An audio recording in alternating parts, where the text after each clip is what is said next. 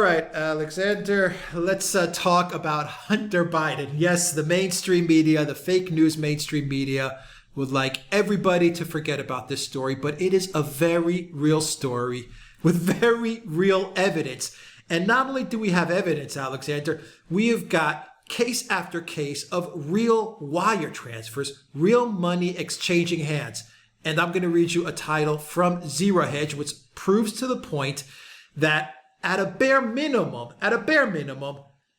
the son of the self-declared president-elect Joe Biden was getting a ton of money from foreign governments, most notably the most money coming from China. The title from Zero Hedge reads, New Senate docs confirm troubling Biden family links to China and Russia.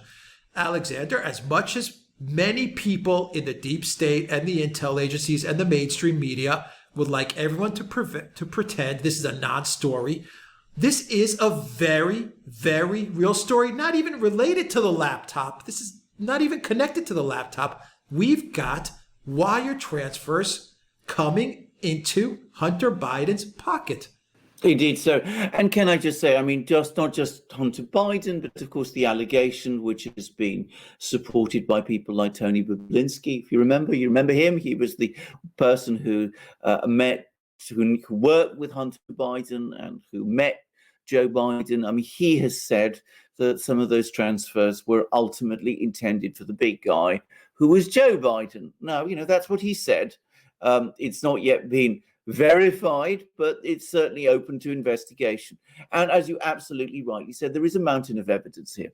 Now, this was all suppressed during the election, but the important thing is the various Senate committees have now, the Senate committee that's looking into this has come along and confirmed that they're going to continue to investigate it. So if the Republicans hold the Senate, which is likely, it's not certain, and there's a big battle brewing in Georgia, and we'll see what happens. And unfortunately, there's arguments within the Republican Party in Georgia also, but that's for another program. But on the assumption that the Republicans win at least one of those contests, which I think they should do, I think the Reverend Warnock, who seems to be one of the candidates, looks, I think, a difficult win for the Democrats, to put it mildly. But provided the Republicans hold the Senate, they have the equivalent here of a loaded gun. They can pursue this thing relentlessly and investigate it further and turn it round against the Democrats and turn it round against Biden. Because, as you absolutely rightly say, this one, unlike Russiagate, is factually based. And in time, because we've only, we know a huge amount, but what we know, which may seem like a lot, I suspect is only the tiniest tip of the iceberg. I suspect there's far more things that we don't know. Bear in mind that this was raised during the election. Bear in mind that Biden denied it during the election. Bear in mind that if it had been publicized properly during the election, it might have affected the election. We can't ever know that for certain, but it was a tight race, far tighter than people thought it would be. If it had been given the kind of publicity that perhaps it should have been given, the election outcome might have been, even more different than it was. Biden might have done far worse. Trump might have done far better. There might not be a disputed election. Trump might definitely be the president. And if Biden becomes the president, they can argue, the Republicans can argue that he became the president because this story was suppressed. And I can very easily see how after 2022, when the Republicans are likely to win back control of the House and to increase their majority in the Senate, we could start to see a possible impeachment starting to appear over the horizon. And that's purely on this. There may be other things too. Yeah, actually, there has been a study, but since you mentioned it, that does show that if Democrats knew about the Hunter Biden scandal, then 4.6% of total Democrat voters would have switched to vote for Trump, and that would have made a big difference. The Democrats would have needed more middle of the night mail-in ballots to cart into these corrupt voting cities. But let me read you 2-3 paragraphs from this story, and you can close out the video.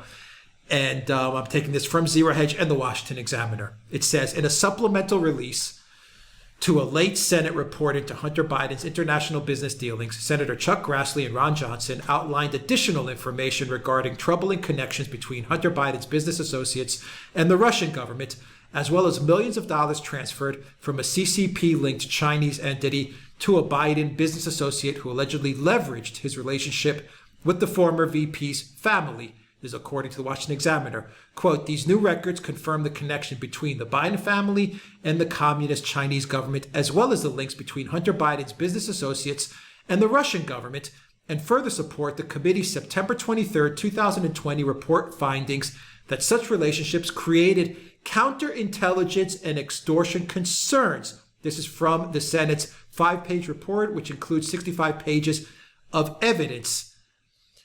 A key focus of the supplemental report is Rob Walker, described as Hunter Biden's longtime business associate. Walker is associated with 3 companies tied to Hunter, according to the report. The transactions are a direct link between Walker and the communist Chinese government. And because of his close association with Hunter Biden, yet another tie between Hunter Biden's financial arrangements and the communist Chinese government, reads the Grassley-Johnson release, which also concludes that Hunter received $3.5 million in a wire transfer from Elena Baturina, the wife of the former mayor of Moscow, and that he also opened a bank account with Gang Wendong to fund a $100,000 global spending spree along with James Biden and his wife, Sarah. So, I mean, you got names, you got wire transfers, you got the reasons for those wire transfers, you got global spending sprees. What more is there to say? And well, what is there to say? Well, look, consider the points there. The express counterintelligence concerns, express extortion concerns. Now, a candidate for the presidency with this kind of backstory, first of all, should stay for the presidency. I mean, that's obvious. That's absolutely obvious. But, let's say that they're crazy enough to do so. They're not crazy enough, but they're misguided enough to do so. I would have thought the proper and a legal thing, if you like, to do is to disclose the fact that you've been involved in all these activities. Now, I have to say, the idea of Joe Biden coming along and saying, well, I've been receiving money in secret from the Russian government and the Chinese government and the Iraqi government, and I've been doing all of these things, and I've been using my son as a conduit, and my son has all sorts of interesting interests, which he has documented at prodigious length on his laptop. Well, I mean, it's childish and fantastic. I mean, he would never, ever do a thing like that. But the fact that he didn't disclose it, I would have thought, calls into question his appropriateness to stand for office, because this kind of thing ought to have been disclosed because the American people should know about it. And by the way, I very much doubt that it would have been only 4.6% of Democrats who would have transferred their votes if the whole story had been out there.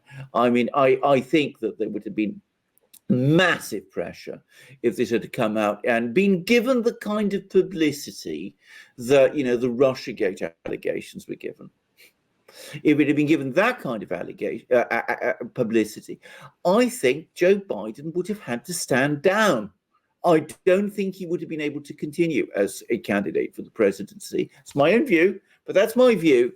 And then the Democrats would have had to find someone else. So given that is so, if the purported president-elect becomes the actual president, then I would have thought the Republicans have been handed, as I said, metaphorically speaking, a loaded gun with all of this, and we could be very well looking at impeachment proceedings after 2022.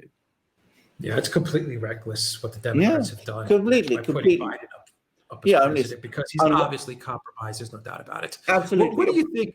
I mean, we've already kind of hypothesized, and I think we have a clear understanding what the Chinese government was doing with Biden, and which essentially was kind of an extortion, sting operation in a way. I mean, they were looking for people to compromise, and they found the Bidens as easy targets. I think there's no doubt about this with this energy front company. Yeah. But what do you think the Russians, or at least this Elena Baturina, is doing with the Bidens and with Hunter Biden sending 3.5 million? What do you think this is about? If you had to take a guess. I'm going to make a guess that the Baturina business is just a tiny part of this. It's one thing that's emerged over the last 2 weeks is that Biden's relationships with the Russians go back very far.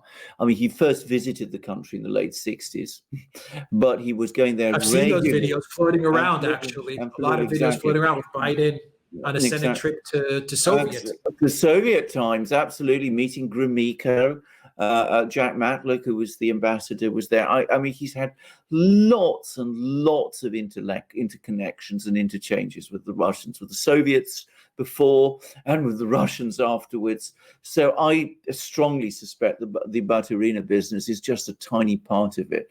And given that the Russians keep very detailed records of all their interactions with foreign leaders, I know that for a fact, by the way, because my father, when he was working, in Greece, he had perfectly open and above board connections with dealings with, the Russian embassy. And he very, very quickly discovered how thoroughly the Russians record everything. I mean, they had records of him. They knew about things about him, going all the way back to the 1950s, when he was being sent on diplomatic missions to places like Albania, which at the time Greece was technically at war with. But that's another story. But the point is, the Russians will have it all. They will have everything about Biden there. And I suspect the Baturina business, well, I mean, first of all, it's important to say that she is not in the good graces of the Kremlin. I mean, she's somebody who lives in London in kind of semi-exile, and there have been criminal proceedings brought in Russia against some of her associates. But I mean, I suspect there have been other instances of money passing hands, and some of it undoubtedly will have been done to gain compromise, because that's what the Russians do. I mean, the Russians, to be quite clear about this, they do that kind of thing. They're totally unsentimental about it, and they will be saying to themselves, "Well, here's Biden, Joe coming along, he's easy fruit to pick." I mean, that's what they will have been thinking. The Chinese will have been thinking much the same, by the way. Yeah. So, by the way, can I just quickly add, those who expect Sleepy Joe to take a tough line with the Kremlin may find that the line is not quite as tough as they might have expected, because, as I said, maybe the Kremlin has, dirt on him. Who knows? I'm obviously some speculation here, but it's a possibility. The other possibility, of course, is that the Democrats aren't worried too much about any of this, about impeachments after 2022 or compromise with the Kremlin or anything of that kind, because in 6 months' time it won't be President Biden anymore; it'll be President Harris. That's assuming that they get past all of these problems. I agree with that. I think the Democrats couldn't care less how they remove Biden, whether he leaves on his own for health reasons or whether the Russian compromise or the Chinese compromise forces him to leave. I think the Democrats would be just fine with it one way or another. I also think the Russians, my take is that we understand that Biden's going to start a lot of wars and a lot of wars that are going to be antagonistic towards the Russians. But I think the Russians were still pulling for Biden because I think they understand, much like Obama, that they're going to that the wars are once again just another cut in 1,000 cuts that the United States is self-inflicting on itself. Exactly. So they understand that, and they understand that, much like Obama, a Biden administration, whatever that is, whether it's President Harris or President Biden, a Biden administration would be very, very easy to take on and to deal with, much like Putin continuously, just beat down on Obama Well, at every turn. At every turn, I mean, he ran rings around Obama, the Russians did. I mean, in a way that they never did, by the way, with Trump, because Trump was much more straightforward in the way he dealt with it. But consider one fact. Not only has Putin said that, he's actually looking forward to working with Biden, and he did. He said that during the election, by the way, and spoke at length about this, and even talked about the ideological affinities he has with Biden, as a former communist. Well, it's quite a strange thing to say, but it was interesting. But the Russians, and this is Russian policy, have been opposing Trump's withdrawal from Afghanistan. They want the US to keep its troops in Afghanistan. Why do they want the US keep their troops in Afghanistan? Because that gives the Russians leverage. The US has to send its supplies. Some of those may have to go across Russia. That was, what was happening before. But of course, the other thing is that if the US troops are in Afghanistan, then they are tied there. They're fighting the Taliban. The Russians can play this all the time. Both the Russians and the Chinese benefited from all those wars that the Obama administration fought. This is a thing people, I think, don't understand. The Russians ended up stronger.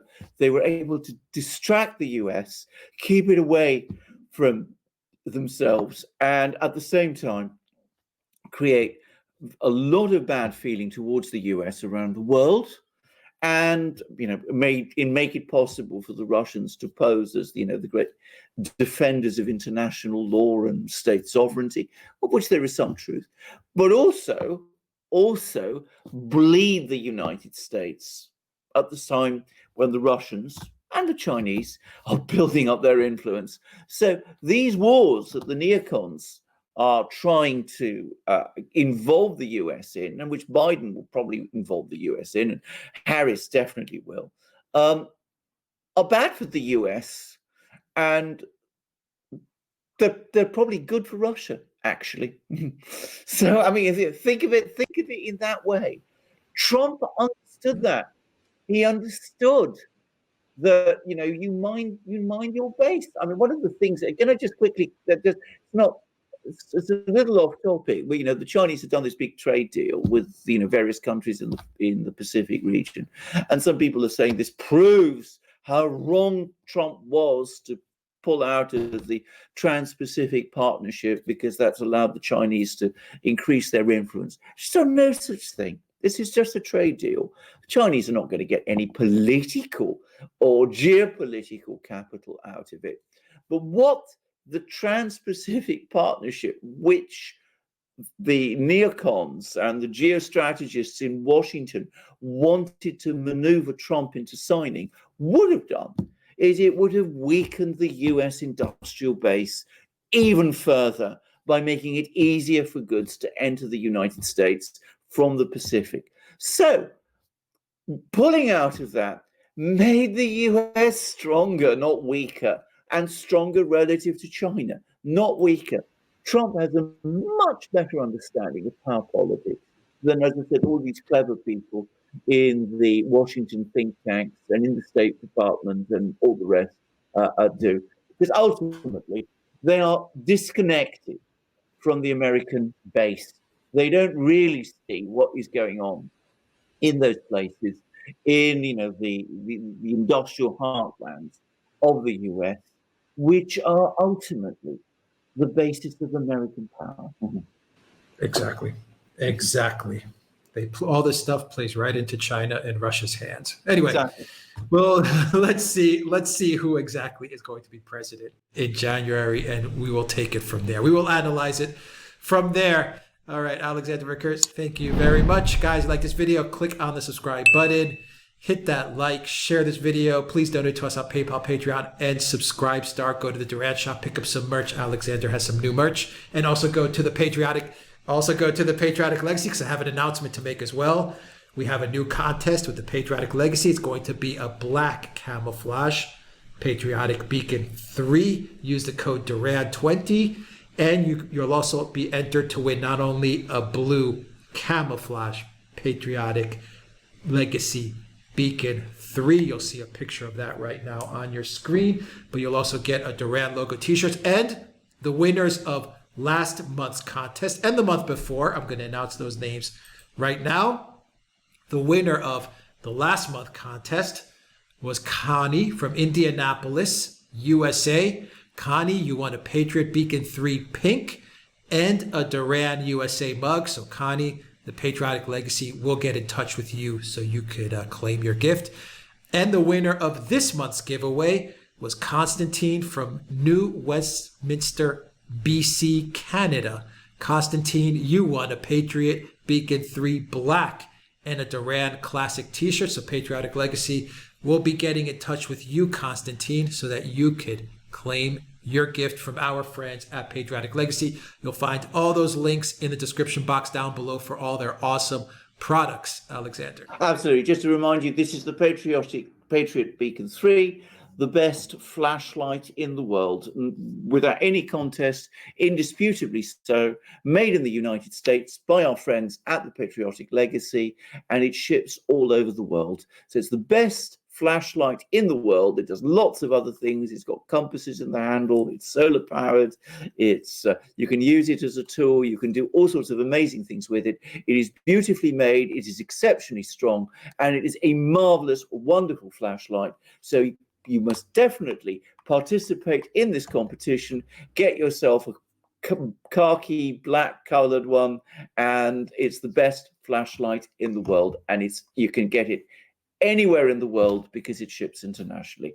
And we would remind you of all the wonderful things on our shop. Alex is right in pointing out that I'm wearing a wonderful new Duran sweatshirt, which is embroidered there, and you can see the flag of Scotland.